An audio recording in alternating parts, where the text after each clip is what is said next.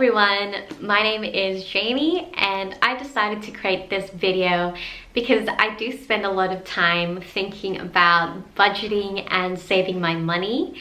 I also discuss this a lot with my friends, my partner, and my family. I am a bit nerdy about money.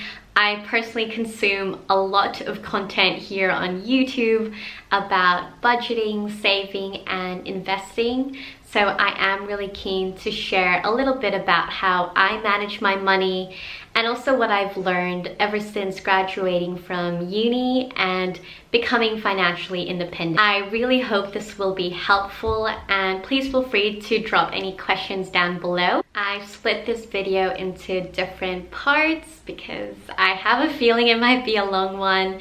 I've included the timestamps below just in case you wanted to skip to a particular part. I really hope you enjoy the video. Firstly, I just want to acknowledge how financially privileged I am.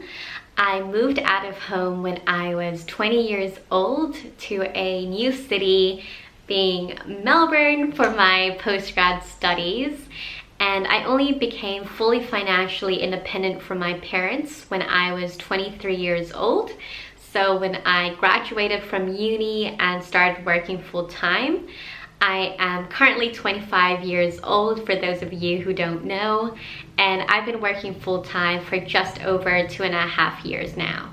I am incredibly lucky that even after I moved out of home, my parents paid for my rent while I was studying in law school.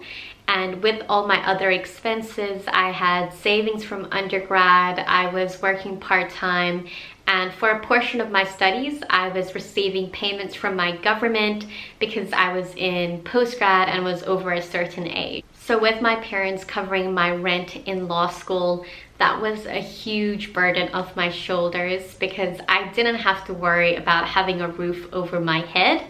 It also really allowed me to spend my time focusing on my studies and also taking up unpaid opportunities. For example, being a volunteer paralegal at a community legal center. I really want to acknowledge that I definitely wouldn't be in the position that I am today without my parents' support.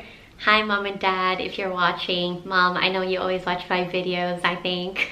So it's so lucky for me to be able to say that I only became financially independent when I was 23. It was a big transition from studying and living in student accommodation to earning a full-time salary, moving out to my own apartment, and paying all of my bills. As I mentioned, I've been working for just over 2.5 years now, and this is my third apartment here in Melbourne. So I moved 3 times in 3 years, and I know that sounds so crazy, but I love myself a change in environment.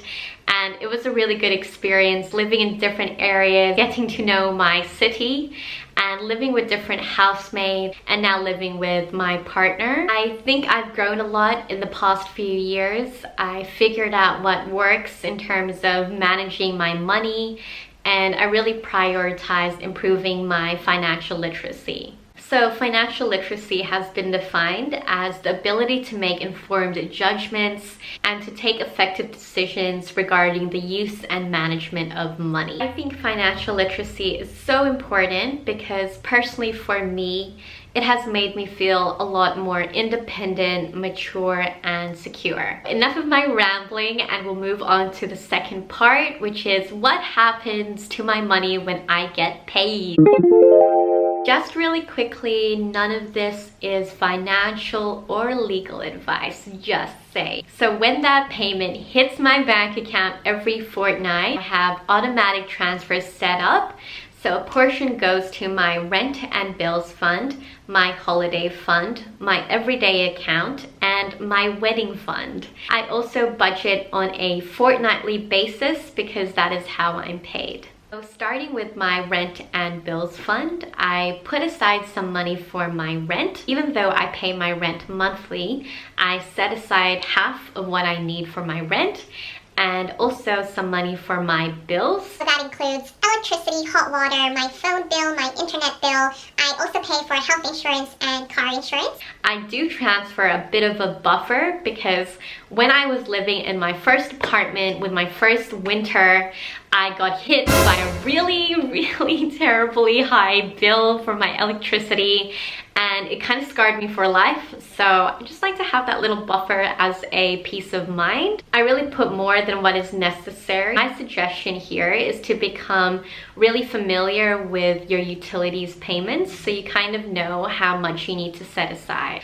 I also have automatic payments set up for all of those bills that I just mentioned, so I don't have to worry about them and I'll never be hit with a late payment fee. My other accounts are pretty straightforward. I set aside some money every fortnight for my future holidays. I love spending my money on experiences and travel, and I just can't wait until we can do that again. International travel. I know it might sound a little bit crazy to have a wedding fund, and I'm not even engaged, but if you saw my recent video where my boyfriend did my makeup, talked about how we want to get married in the future, and I'm not expecting any contributions for my wedding, and weddings are so damn expensive that I figured I'd get a jump start on the saving bit rather than just starting to save when I get engaged, because I think that will mean I'll be engaged for a very long time before I can save up a sufficient amount.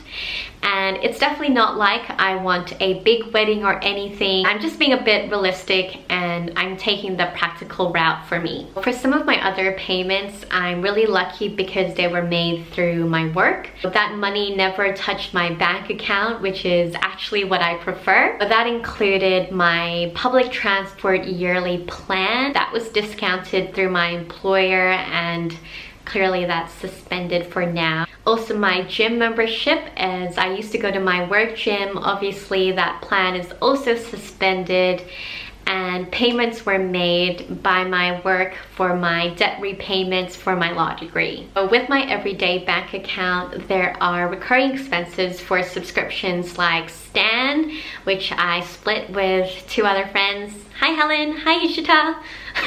And my Apple iCloud storage and Google storage, because I am a digital hoarder and it is definitely the messiest part of my life. So with what's left over, that's my money for my groceries, my takeaway food and coffee, and my shopping.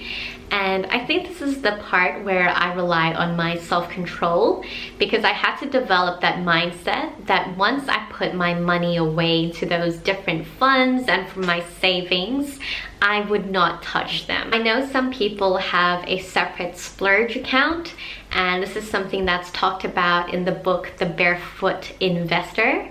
But personally, I'm not really drawn to having that account because I'm pretty focused on my long-term financial goals. When I do want to spend a little something on myself, I make that work within my everyday discretionary account. For example, if I have some money left over from a particular fortnight where I was really frugal, I might direct that money and spend it the next fortnight for a skincare purchase, for example. Over the past few years, I've really cut down on my shopping, and that includes things like clothing, skincare, and makeup.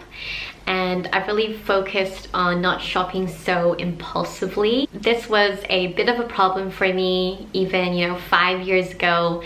Whenever I'd have a bad day, I would stop by the city, pick up something new, and it was just so unhealthy and really wasteful. I'm definitely not a minimalist in any sense of the word, but before I make a purchase, I really try to think about whether it's something I truly want to bring into my life, whether I'm just tempted by a trend, or whether I'm just bored, and whether the purchase aligns with my values. But I think in the year of 2020, one of my big reflections is the fact that every dollar you spend is political. Really been trying my best to take a huge step away from fast fashion and basically buying only from sustainable brands or shopping secondhand. I'm also delving deeper into cruelty-free beauty. I personally have to say that this one is a bit tougher for me because I do have a lot of products and samples that I've received, for example, through loyalty programs at Mecca, and I've received a bunch of gifts from my friends that are products that are not cruelty-free, so I am still using them up and not being wasteful, but I really am talking about my future purchases and replacing all of my products eventually with cruelty-free beauty. Moving on to the next part of how I save money here and there.